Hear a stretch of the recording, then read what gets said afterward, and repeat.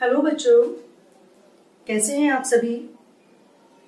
एक बार फिर डॉक्टर इंदु गोस्वामी के साथ आप सभी का हिंदी की कक्षा में स्वागत है। बच्चों, हमने अपनी पिछली कक्षा में लिंग की एक्सरसाइज की थी और लिंग का व्याख्यान कार्य किया था और आज हम वचन, आपकी जो व्याकरण की पुस्तक है उसमें वचन जो है वह करेंगे, जो कि पृष्ठ संख्या 126 पर है। तो आज हम वचन पढ़ेंगे बच्चों। क्या होते हैं वचन? शब्द के जिस रूप से उसके एक या अनेक होने का बोध होता है उसे वचन कहते हैं। यानी शब्द का वो रूप जिससे उसके एक होने या अनेक होने की बात का पता चलता है उसे हम वचन कहते हैं। अब बेटा, वचन दो प्रकार के होते हैं, एक वचन और बहुवचन। जैसा कि शब्द से ही हमें पता चल रहा है, एक वचन मतलब शब्द का वो रूप जिससे उसके एक होने का पता चल रहा है, और बहुवचन यानी शब्द का वह रूप जिससे उसके अनेक होने का पता चल रहा है, यानी कि एक से ज्यादा होने का पता चल रहा है। जैसे कि अगर मैं कहती हूं कि लड़की, तो मुझे पता चल रहा है कि यहां हम एक की बात कर रहे हैं, किसी एक लड़की की बात हम कर रहे हैं। और यदि मैं कहती हूं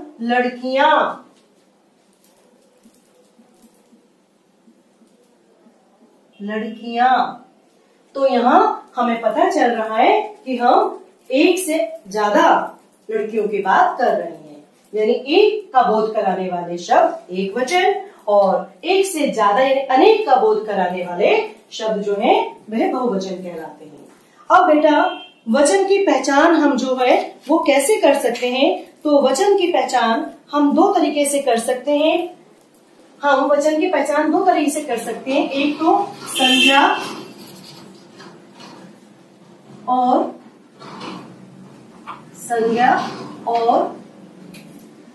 सर्वनाम शब्दों के द्वारा और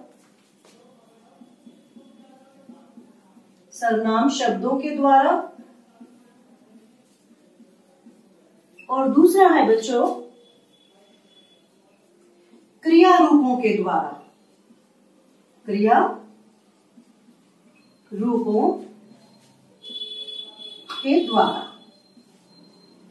तो हम जो है वचन की पहचान दो तरीके से कर सकते हैं। एक तो पहला है संज्ञा या सर्वनाम शब्दों के द्वारा और दूसरा होता है क्रिया रूपों के द्वारा। अब इसको हम थोड़ा सा उदाहरण के माध्यम से समझने का प्रयास करेंगे बेटा।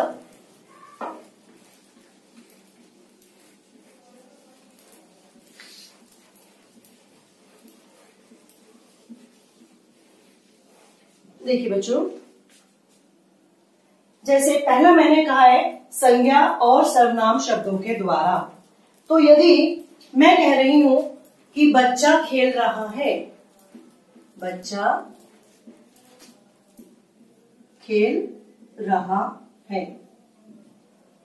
या मैं कह रही हूं कि वह खेल रहा है। ठीक है बच्चों, आप देखिए इन्हीं का मैं यहां पर एक रूप लिखती हूं कि बच्चे खेल रहे हैं।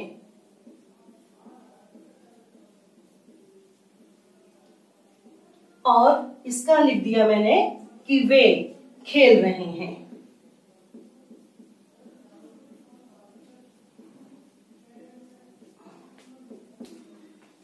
बच्चों, आपको समझ आ रहा है? मैंने कहा है बच्चा खेल रहा है। यहाँ जो बच्चा शब्द है ये क्या है? ये संज्ञा है। संज्ञा, और कौन सी संज्ञा बच्चों? जातिवाचक संज्ञा, जातिवाचक। ठीक है। और यहाँ जो ये वह है ये क्या है बच्चों? ये है सर्वनाम, क्योंकि ये हम संज्ञा के स्थान पर इस शब्द का प्रयोग कर रहे हैं, तो ये सर्वनाम है। और इन्हीं संज्ञा और सर्वनाम मैंने बताया, देखिए कि संज्ञा और सर्वनाम शब्दों के द्वारा हम वचन की पहचान कर सकते हैं। तो संज्ञा यानी बच्चा, और इसे हम जब बहुवचन में बदलेंगे तो बच्चे खेल रहे हैं, वह खेल रहा है, वे खेल रहे हैं। तो हम संज्ञा और सर्वनाम के शब्दों के द्वारा भी वचन का बोध कर सकते हैं, यानी वचन की पहचान कर सकते हैं। और साथ ही साथ हम जो है हम क्रिया रूपों के द्वारा भी वचन की पहचान कर सकते हैं। क्रिया रूपों के द्वारा कैसे कर सकते हैं बेटा? देखिए, ये जो सेकंड वाला मैंने आपको बताया है, क्रिया रूपों के द्वारा कैसे कर सकते हैं, इसके लिए भी हम यहाँ पे एक एग्जाम्पल देखते हैं। अगर मैं कह रही हूं फूल बहुत सुंदर है, फूल बहुत सुंदर है, ठीक। और एक वाक्य मैं कह रही हूं फूल बहुत सुंदर है, फूल बहुत सुंदर है, फूल बहुत सुंदर है, फूल बहुत सुंदर, ठीक है। यहाँ पे सुंदर शब्द रह गए हैं, फिर दोबारा से आपको लिख के दिखाती हूँ। यहाँ पर फूल बहुत सुंदर है। तो बच्चों देखिए, ये दो वाक्य हो जाते हैं, फूल बहुत सुंदर है और फूल बहुत सुंदर है। सिर्फ क्या अंतर है इसमें? देखिए, क्रिया का अंतर है। क्रिया सिर्फ ये, यहां जो क्रिया है वह एक वचन क्रिया है, यानी कि फूल जो है यहाँ एक वचन है, और यहाँ जो क्रिया है ये बहुवचन है, ये बहुवचन क्रिया है, यानी कि यहाँ एक फूल की बात नहीं, अनेक फूल की बात की जा रही है। तो हम जो है वचन की पहचान संज्ञा और सर्वनाम शब्दों के द्वारा कर सकते हैं, जैसा कि हमने यहाँ समझा उदाहरण के माध्यम से। और दूसरी हम पहचान कर सकते हैं वचन के क्रिया रूपों के द्वारा, जो कि हमने यहाँ समझा कि फूल बहुत सुंदर है यानी एक वचन, फूल बहुत सुंदर है यानी बहुवचन। इसका और भी एक दो एग्जाम्पल हम देख सकते हैं। जैसे कहूं तो मैं, चोर पकड़ा गया, ठीक है, चोर पकड़ा गया। और यदि हम ये कहते हैं कि चोर पकड़े गए, देखिए बच्चों, तो गया और गए ये एक वचन है, ये जो क्रिया है ये एक वचन क्रिया है, एक वचन, ठीक है। और ये जो क्रिया है हमारी, ये है बहुवचन क्रिया, बहुवचन क्रिया, यानी कि क्रिया रूपों के माध्यम से भी हम वचन की पहचान कर सकते हैं। अब बच्चों, वचन के लिए कुछ नियम भी होते हैं। जैसे कई बार क्या होता है बच्चों कि हम अपने से बड़ों को आदर सम्मान देने के लिए भी कई बार एक वचन होते हुए भी हम बहुवचन का प्रयोग करते हैं। जैसे कि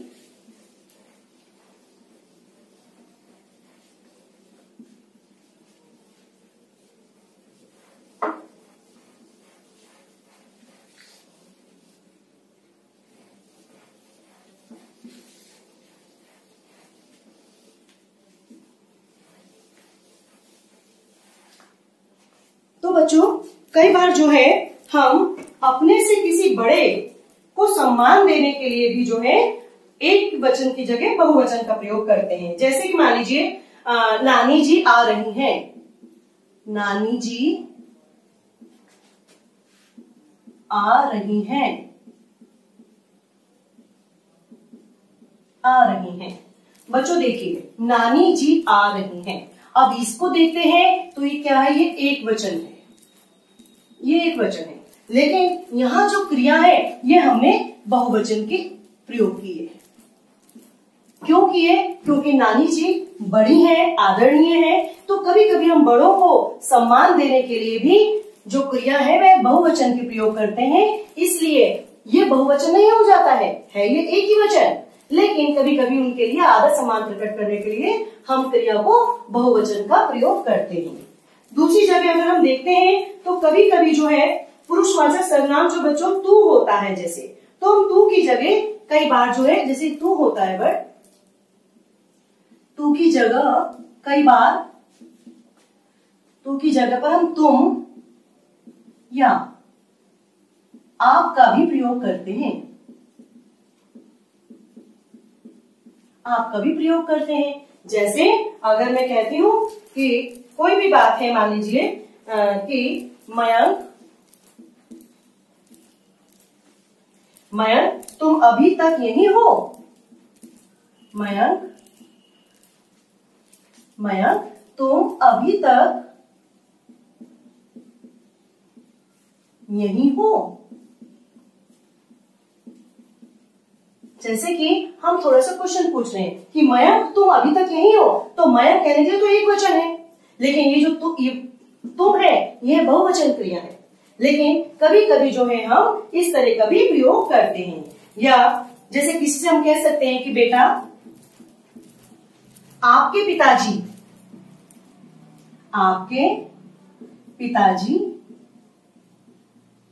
घर पर आपके पिताजी घर पर आ गए। बेटा आपके पिताजी घर पर आ गए। अब आपके पिताजी यानी वो किसी एक के बारे में पूछ रहे हैं, एक वचन है, लेकिन क्योंकि पिताजी बड़े हैं उनको सम्मान देने के लिए हम जो है आपके यूज करते हैं। लेकिन ये जो क्रियाएं हैं, ये सारे जो वचन है ये एक वचन ही होंगे। और कभी कभी बच्चों क्या होता है कि कहीं कहीं जो है क्षेत्र विशेष का भी जो है वो प्रभाव पड़ता है, कि जैसे मान लीजिए हम किसी बिहार या लखनऊ की तरफ की बात करते हैं, तो वहां पर जो है अधिकतर अपने आप को हमें बोला जाता है कि हमें जाने दो भैया, हमें बहुत से काम है। तो हमें जाने दो भैया, हमें बहुत से काम है, इसका मतलब ये नहीं है कि वो बहुत सारे होंगे। अगर एक भी होगा तब भी वह अपने लिए हमें का प्रयोग करता है। ये किसी क्षेत्र विशेष की विशेषता होती है, लेकिन वहां भी वह एक वचन ही कहा जाता है। तो क्षेत्र विशेष के कारण भी कई बार जो है वह इस तरह के शब्द प्रयोग में आते हैं। और जितने भी बच्चों भाववाचक संज्ञाएं होती हैं, जैसे कि यहाँ पर भी जैसे मैंने आपको लिंग में समझाया था बच्चों कि कुछ लिंग हमेशा एक स्त्रीलिंग होते हैं और कुछ पुल्लिंग होते हैं। इसी तरह से बच्चों कुछ वचन ऐसे होते हैं जो सदैव एक वचन होते हैं और कुछ ऐसे होते हैं जो सदैव बहुवचन के रूप में प्रयोग किए जाते हैं। सदैव एक वचन पहले हम देखते हैं जो सदैव बहुवचन में यूज होते हैं। सदैव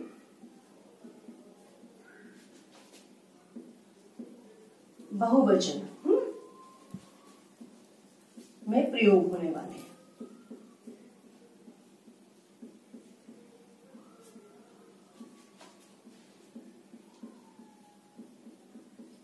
जो सदैव बहुवचन के रूप में प्रयोग होने वाले जो शब्द हैं, जैसे कि बाल,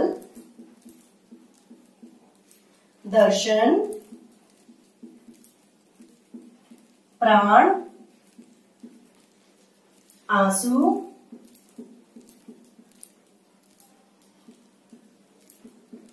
होश, हस्ताक्षर,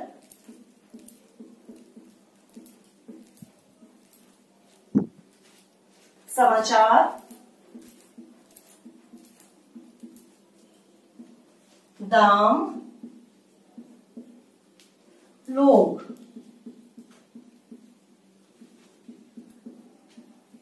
आदि। बच्चों इनका प्रयोग जो है हमेशा बहुवचन के रूप में ही होता है।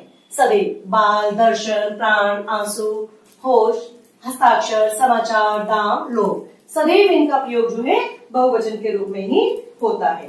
अब देखते हैं एक वचन।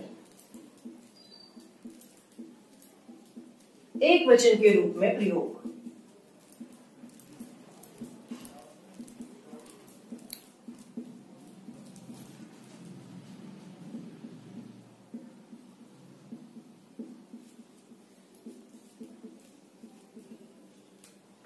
एक वचन के रूप में जो प्रयोग होने वाले शब्द हैं, हम देखते हैं कि बच्चों वह क्या क्या होते हैं। सारी व्यक्तिवाचक और भाववाचक संज्ञाएं, समस्त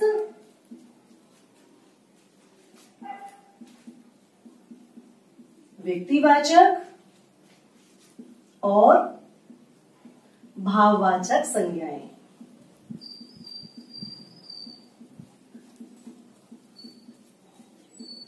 ठीक है, ये सदैव जो है एक वचन में प्रयोग की जाती है। इसके अलावा आकाश, पानी, वर्षा,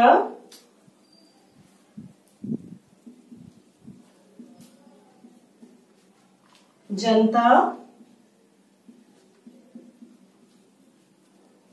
प्रजा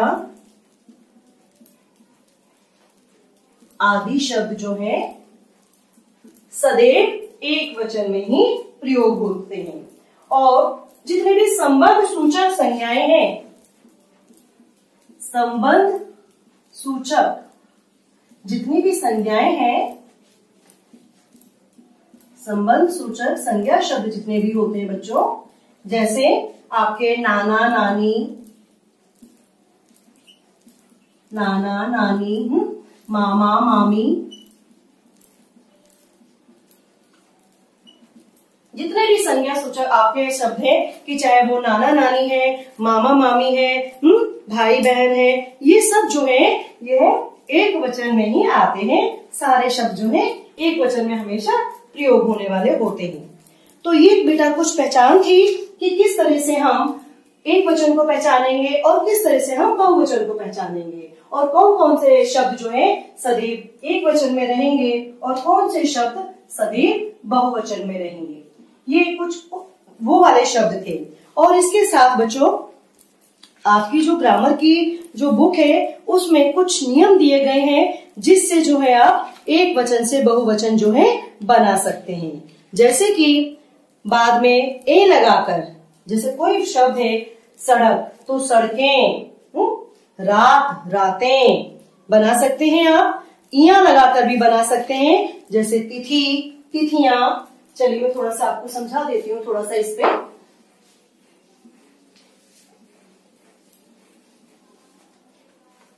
एक वचन से जो बहुवचन में बनाए जाते हैं शब्द, जैसे कुछ लगाते हैं सड़कें ए लगाकर जुड़ते हैं, जैसे कि सड़क, तो सड़कें ए लगाकर ये जुड़ता है, ए लगाकर, ठीक है, सड़क सड़कें। और कुछ होते हैं या लगाकर भी कुछ बनते हैं, जैसे तिथि तिथि तो तिथियां, ठीक है, या लगकर जुड़ते हैं। तो इस तरह से कुछ शब्द जुड़कर जो है वह बहुवचन बनाते हैं, अलग अलग जो है शब्दों का निर्माण करते हैं। इस तरह से बच्चे आपके बुक में जो है बहुत सारे शब्द लिखे हैं जो आपको पढ़ने हैं और याद करने हैं।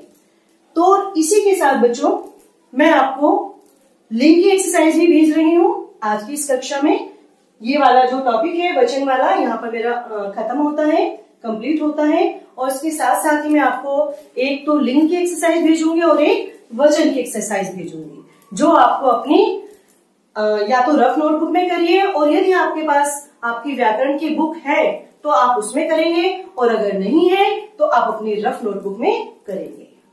तो बच्चों आज की कक्षा में बस यहीं तक। अगली कक्षा में हम लोग फिर से मिलेंगे। तब तक के लिए बच्चों घर में रहो, सुरक्षित रहो। धन्यवाद।